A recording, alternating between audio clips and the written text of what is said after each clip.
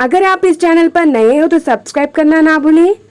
और पास में जो बेल आइकन है उसे ज़रूर क्लिक कीजिए ताकि हमारे वीडियो अपडेट्स